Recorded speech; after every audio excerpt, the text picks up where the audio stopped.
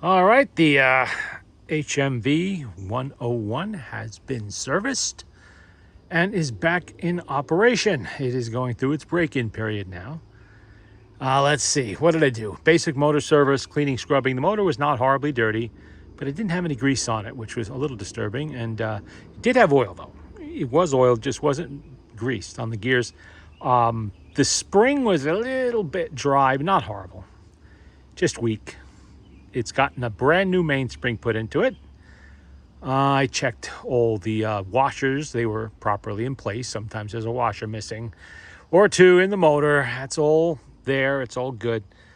We did find a missing screw right here, which has been replaced. You can see I took the surface rust off of that clasp because I just couldn't stand the way it looked.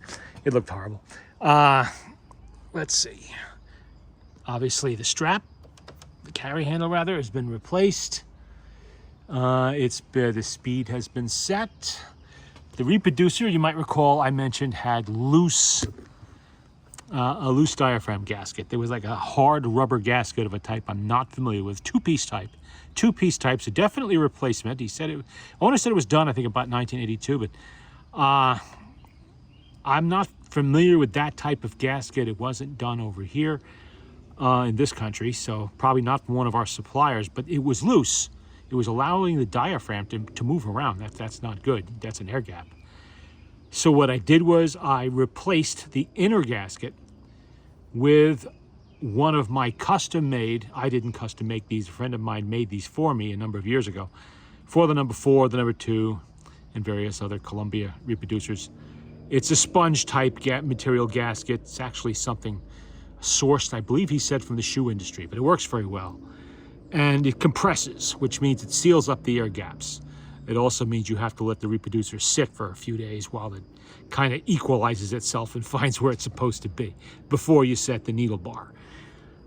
So there's no more air gap there. That is all nice and tight now. The remaining rubber gasket, I had to leave it on there.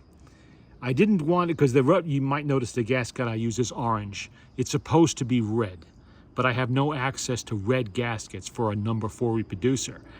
I wish somebody would manufacture a nice one-piece red rubber gasket like is now being done for the Victrola number 2.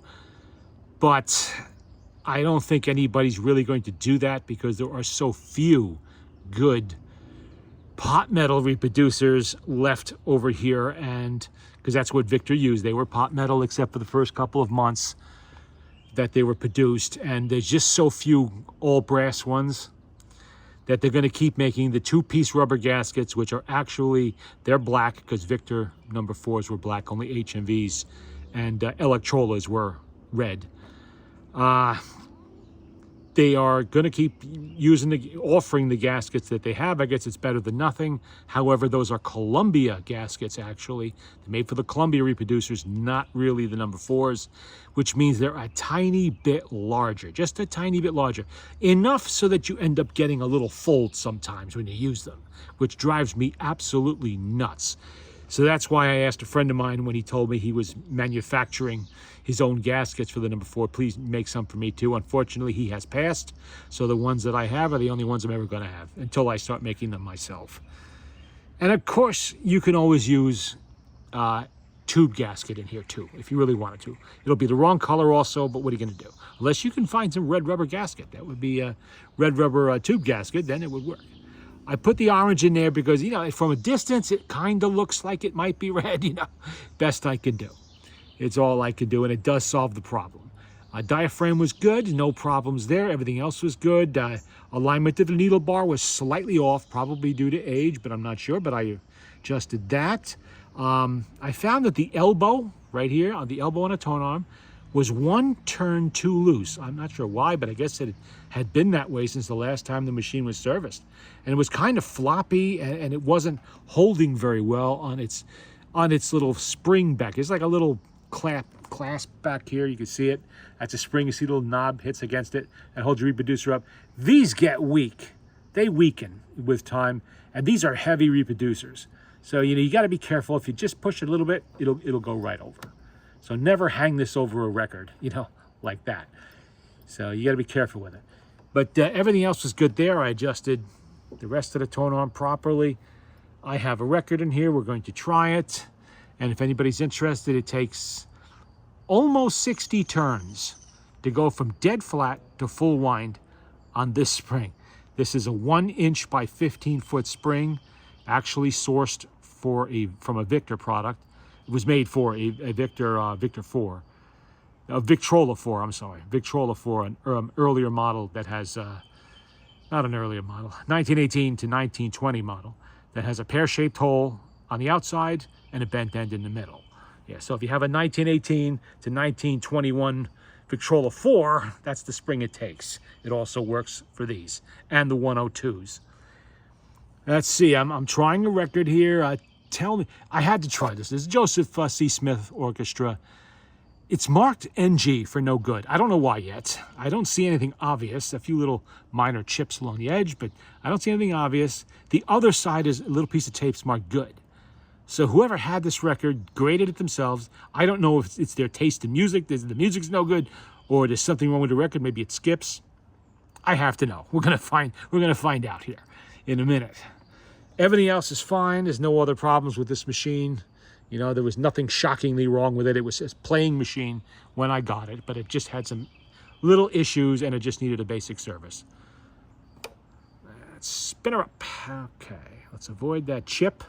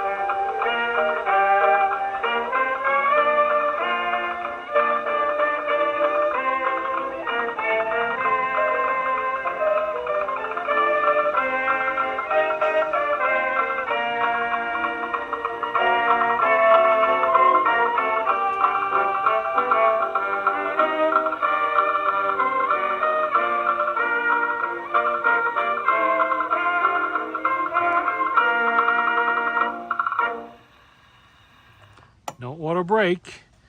In case anybody's wondering why I did not paint the latch, if I did that, it would not match the patina of the rest of the machine, so we're not going to do that. I just have to remember, Peter, I'm sure you're watching this, that's the owner, just keep this oiled. You know, every now and then put some light oil on there. Make sure to wipe off your fingerprint oils so it does not re-rust. That's all. Okay. Oh, the record. That actually played without any issues that I was able to detect, except a little bit of popping right at the beginning. Put that over there. That was all I really detected. I don't think, maybe he just didn't like the song. I don't know. I don't think that is enough to get the record declared NG. You know, not to me anyway. And this side says good, and this is The Vamp. Oh, I have a couple copies of that one, I think. Pretty sure I do anyway. It's a pretty popular song from the 20s. Maybe it was the late teens, I don't remember. Nah, this was the 20s, I think. 22? I can never remember. Dates of songs, rarely anyway. Okay.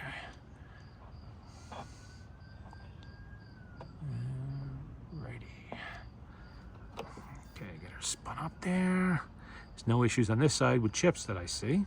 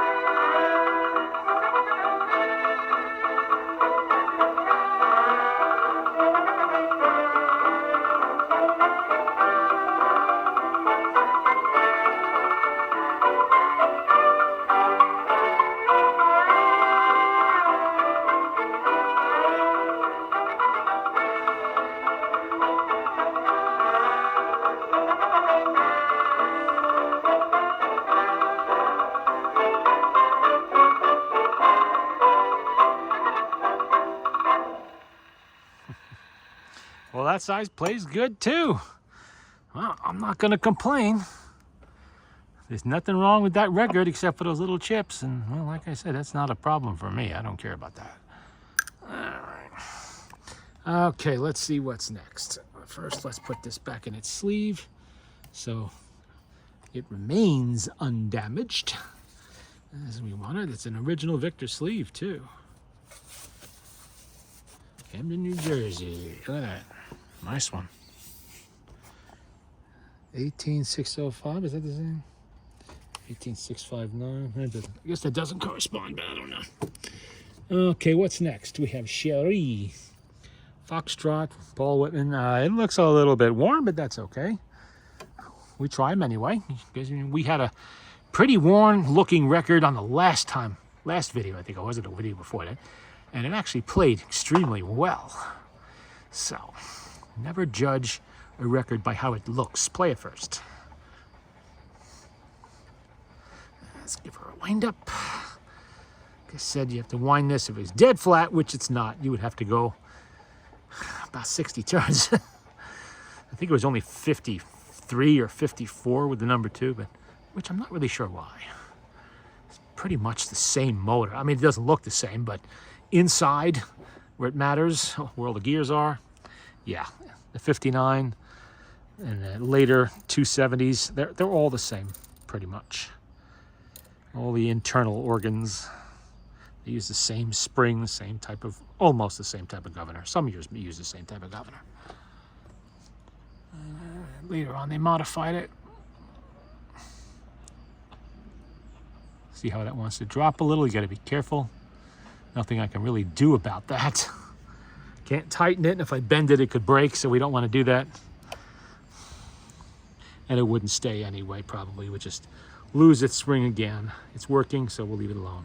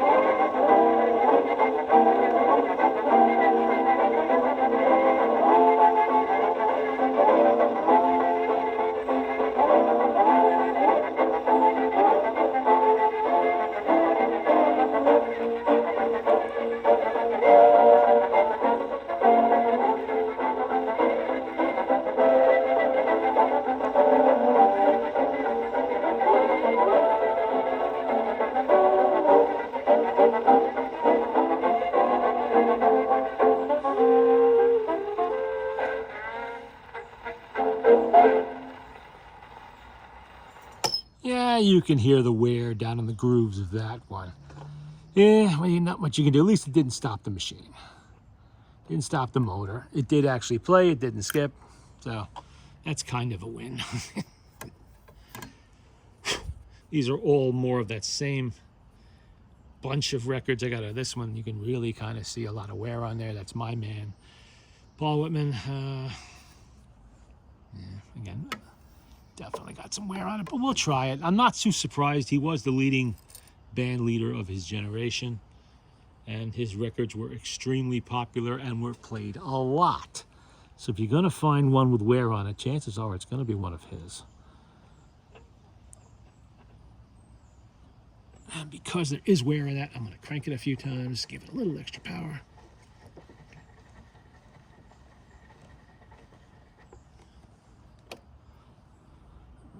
Okay.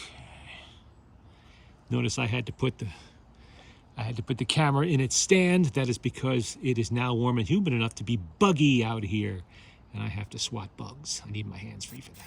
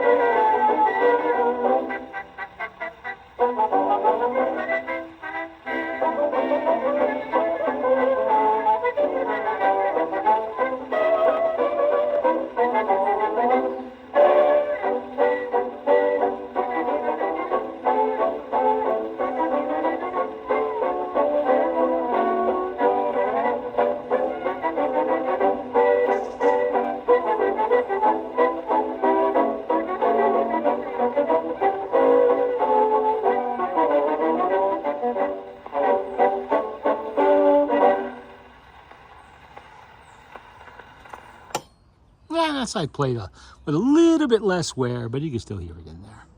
That's okay. We're testing the machine, not necessarily the records. So I knew some of them would be worn, but so far Again, none have actually stopped the machine.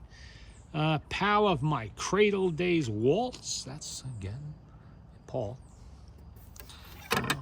Keeping with the theme of the 1920s here, given the origin of this machine, which is probably, my guess, 1928 or so. 27, 28, somewhere in there. Okay. Let's give it a crank up.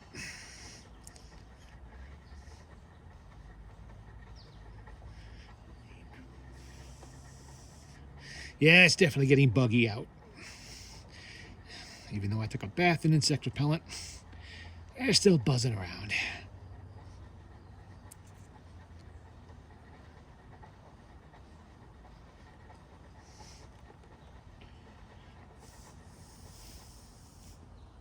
Okay. Is that where it should be? Did I knock that out of alignment a little bit? Looks like I did. No, I guess not. Or did I? Yeah, I did. Maybe that's why it didn't sound right. Duh. Okay. Well, we've corrected that issue. That's why it's important to have that thing set properly on 78, so you always know where it belongs.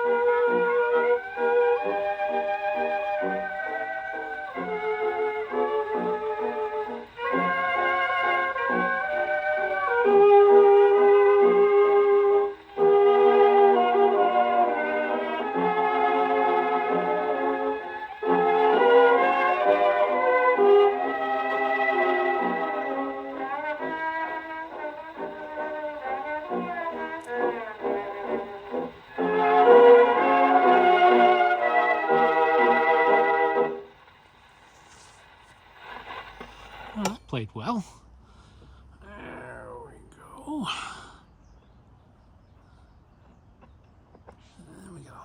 stack of records. I actually spun so many records in the last few machines that I had to order more needles.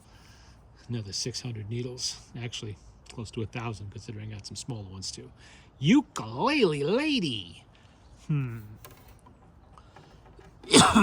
Ukuleles. Very popular little instrument in the 20s. Guys in raccoons fur coats and straw boaters strumming on their ukuleles for their ladies.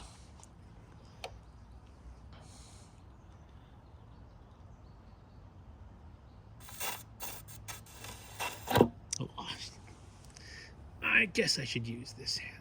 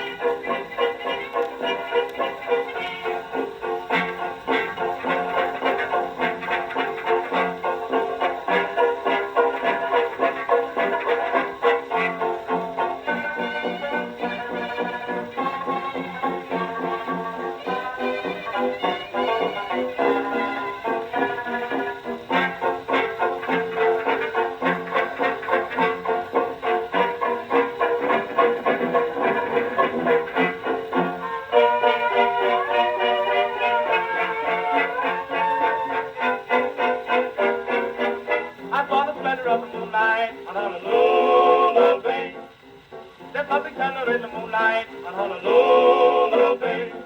And all the beaches are full of peaches who bring the youth along. And in the glimmer of the moonlight, they love to sing this song. Must say that you like a ukulele lady like you. You like the Lakewood City, ukulele lady like a tune. If you kiss a ukulele lady, why you promise never to be true? Love a ukulele, lady fool along with you. Maybe she'll cry, maybe she'll cry, maybe she'll find somebody else to cry. Sing to, coming through the city, where the chicken wicky wacky do. Like the Lakewood City, ukulele lady like a tune.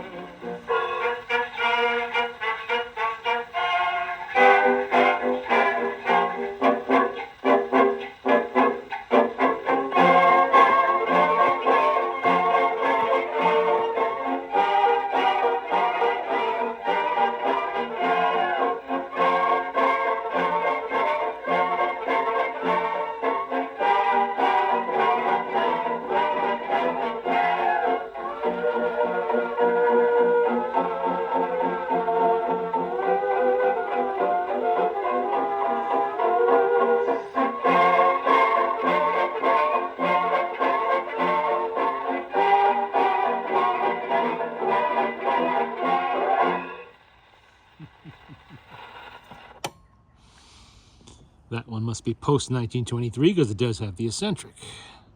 That would have actuated the auto brake, which this machine does not have. I think they got the auto brake when 29, 30, and 31? I think so. Let's see, what do we got here? I haven't played already. How about Selvon's Novelty Orchestra?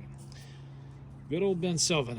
Let's see. Isle of Golden Dreams, the Melody Waltz. That is side B. And we have Dardanella, which is A. For Dancing, although I do not intend to break out and dance over here. I think the ship has kind of sailed on that one. Let's see. Uh-oh, running out of needles. Better put some more in the cup, because I'm going to need quite a few more needles.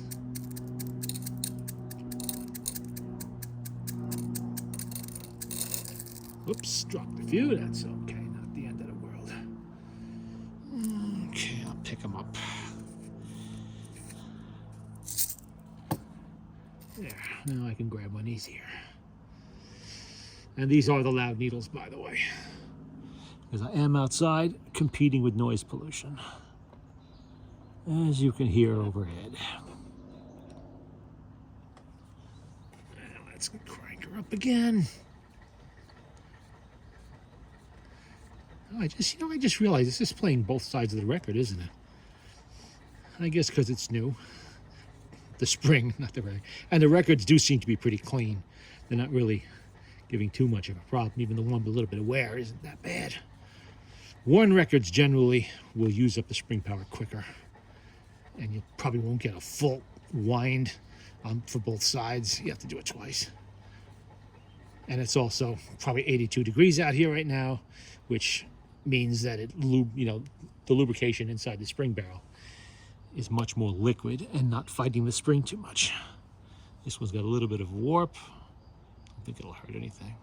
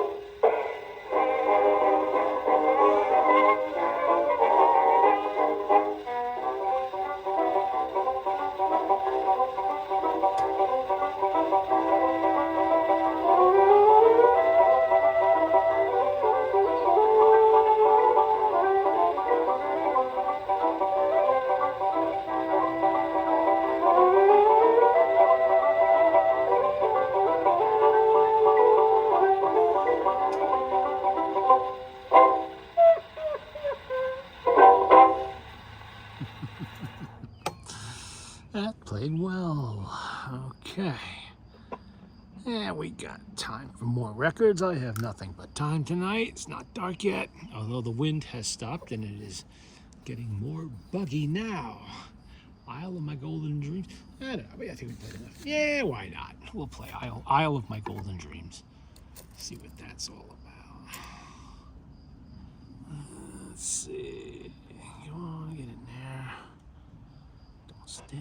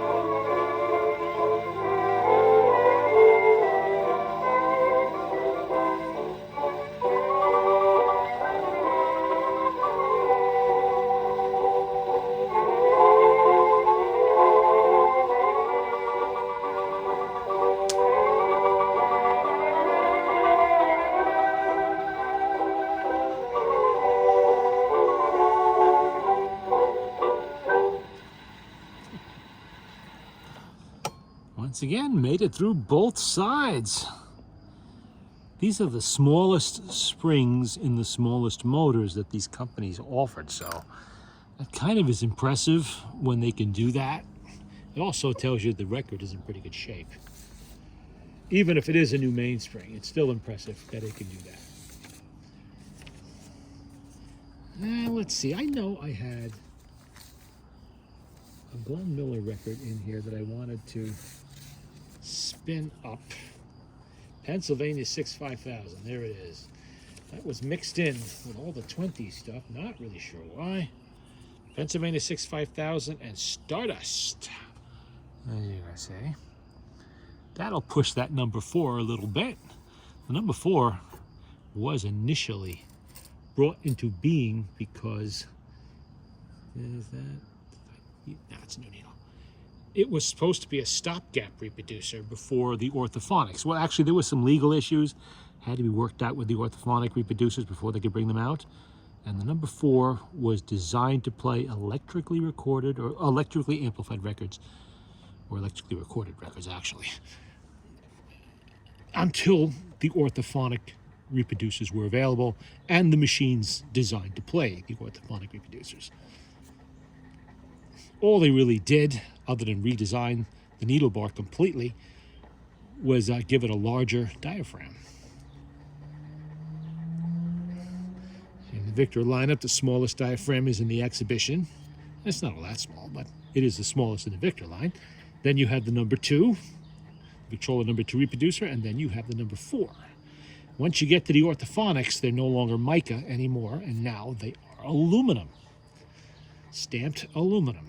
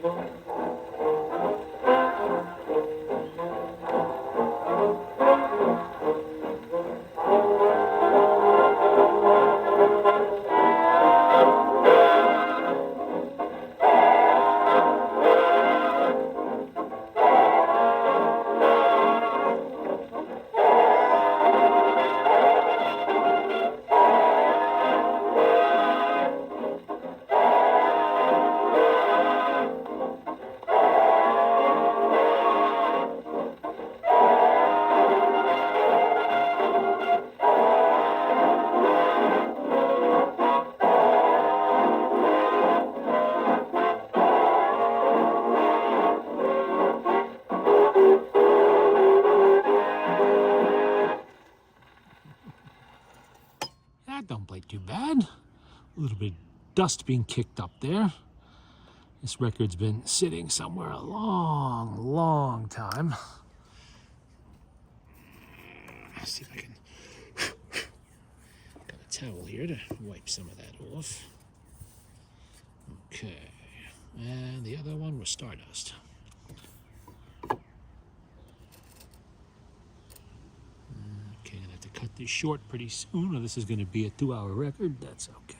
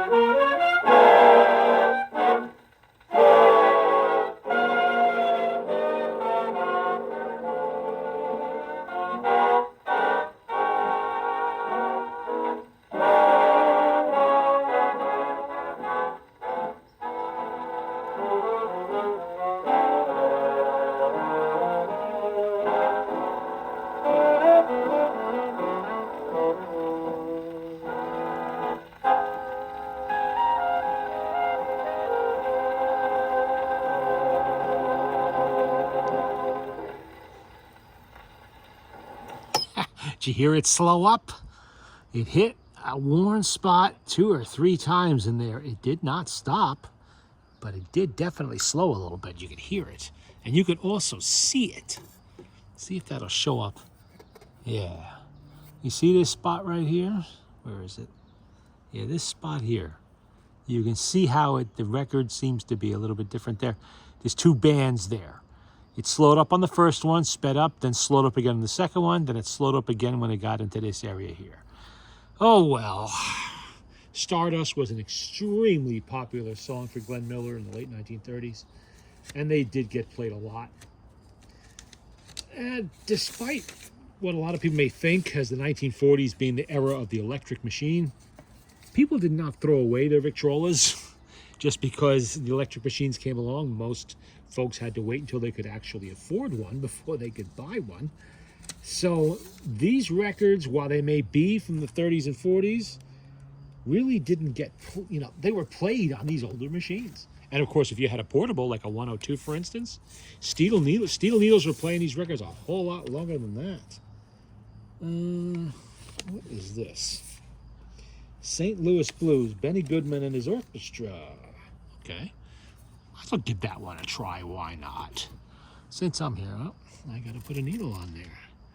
That doesn't look too badly worn. At least not that I can see.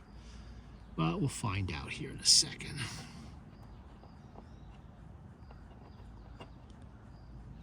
So far, this machine's been behaving itself very nicely.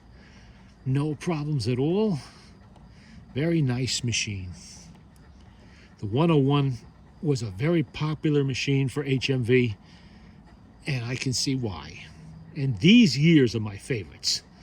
These earlier years. Not they were side crank, but they had a bit more sophisticated escutcheon for the winding handle to go through. It's got a rotating ball in there that kind of guides it right into where it has to go on the motor. It's a little bit nicer than some of the ones they had later on. And of course, there's also no auto brake. The auto brake was never particularly efficient on this model. This was before HMV had access to the Columbia auto brake, which actually did work properly. So they tended to have issues occasionally in these. So I love it when I get one that doesn't have auto brake.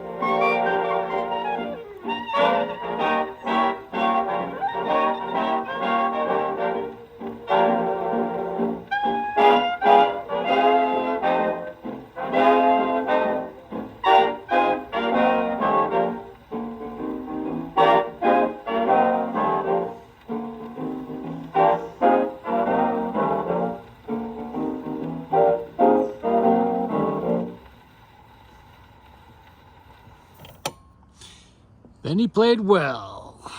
Okay.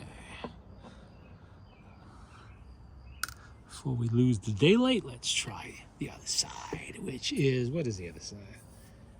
Clarinet Marmalade. Okay, not sure what that means. Nick LaRocca and the original Dixieland Band. They made marmalade out of a clarinet, apparently. I wonder how tasty that was. And I just spilled needles all over the place again. Awesome.